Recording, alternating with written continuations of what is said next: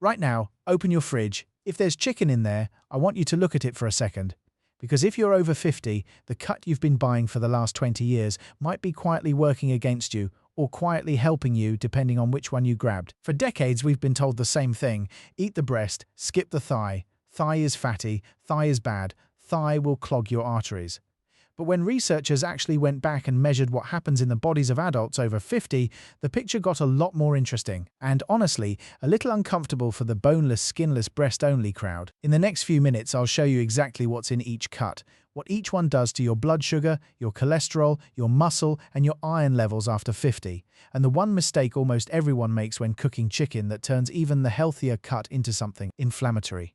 And the part most channels skip is the one that matters most, so stay with me. Look, here's the thing. If you're over 50, chicken probably shows up on your plate 3, 4, maybe 5 times a week.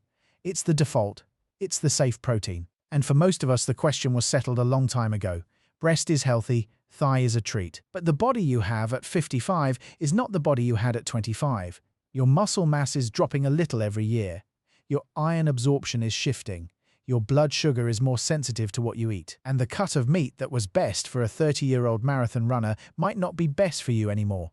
So let's actually compare them honestly, the way a smart friend would over coffee. A standard 4-ounce cooked chicken breast, skin off, gives you about 31 grams of protein, roughly 3 to 4 grams of fat, and around 165 calories. Same size thigh, skin off, gives you about 25 grams of protein, around 9 to 10 grams of fat, and roughly 210 calories. On paper, the breast wins. More protein, less fat, fewer calories. Case closed, right?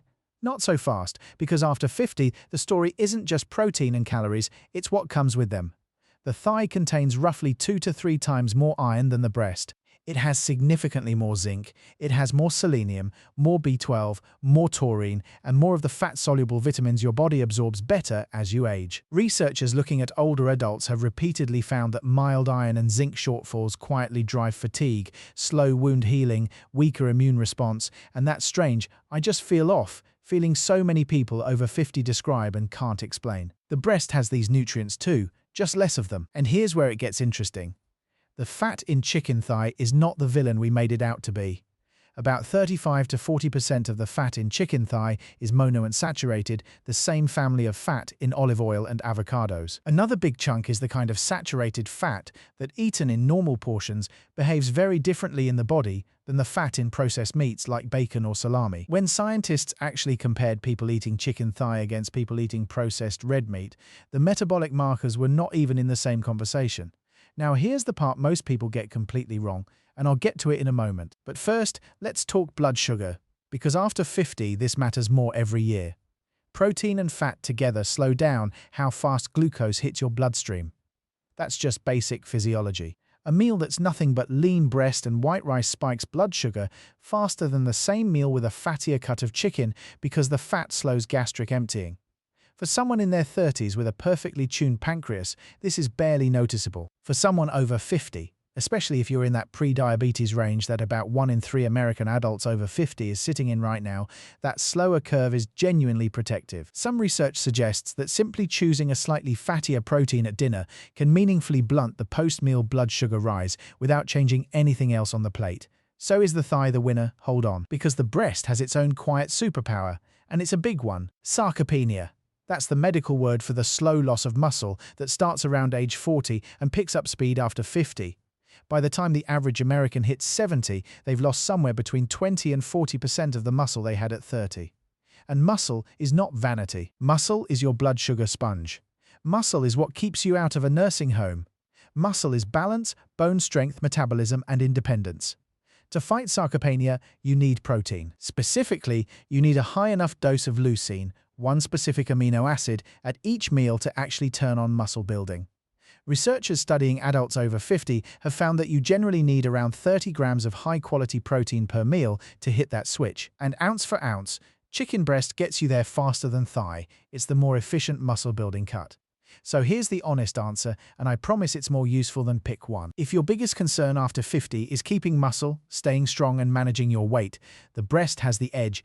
If your biggest concern is iron, energy, blood sugar stability, and getting more nutrients per bite, the thigh has the edge. Most people over 50 actually need both, and the smartest move is to rotate them through the week instead of picking a side and eating it on repeat. And before we get to the cooking part, there's one mistake you have to stop making first, because it doesn't matter which cut you choose if you're undoing the benefit at the stove. Here it is: deep frying chicken, or pan frying it in a thin layer of seed oil at high heat for a long time, creates compounds called advanced glycation end products, sometimes shortened to AGEs. These are the same compounds that build up in the body with high blood sugar over years and contribute to stiff arteries, wrinkled skin, joint pain, and inflammation. Some studies indicate that older adults who eat a diet heavy in high-heat fried meats show meaningfully higher levels of these compounds in their blood than people who cook the same meats with moisture, baking, braising, poaching, slow roasting, air frying with a light coat of olive oil. The cut matters, but the cooking method might matter more. Picture this: a 58-year-old woman I'd describe as the most common case I hear about. She'd been eating boneless, skinless chicken breast almost every night for 15 years, breaded and pan-fried in vegetable oil because that's how her family liked it. Her cholesterol kept creeping up. Her energy kept dropping. Her doctor told her it was just aging. She switched nothing about her cut of meat. She just started baking the chicken at 375 with olive oil, garlic and lemon, and rotating thigh in twice a week for the iron. 6 months later, her ferritin was up, her LDL was down, and she stopped needing an afternoon nap. That's not a miracle, that's just physiology finally getting the right inputs. Now here's the practical part. A simple way to do this starting this week: aim for chicken 3 to 4 times a week, not 5 or 6. Variety matters. Of those meals, make 2 of them thigh and 2 of them breast. Bone in, skin on is fine. The skin actually slows down the cooking enough to keep the meat juicier, and you can choose to eat it or not.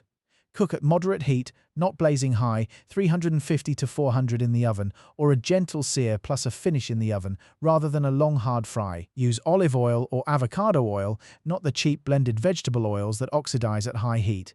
Pair it with something colorful: roasted peppers, a big salad, sweet potato, beans, so you're not just eating protein on a plate. And if you're trying to hit that 30-gram protein target per meal for muscle, weigh out about 5 ounces of cooked breast or about 6 ounces of cooked thigh, and you're there. A quick honest note: if you have chronic kidney disease, your protein needs are different and you should follow your doctor's guidance, not a YouTube video. If you're on blood thinners, certain medications interact with sudden big changes in vitamin K-rich greens, so don't overhaul everything overnight. And if you have a diagnosed heart condition or familial high cholesterol, the saturated fat conversation around thigh is more nuanced for you specifically. That's a conversation for your cardiologist, not the internet. Here's what I want you to take from all this. The breast versus thigh debate is one of those classic nutrition arguments that sounds simple and turns out to be layered.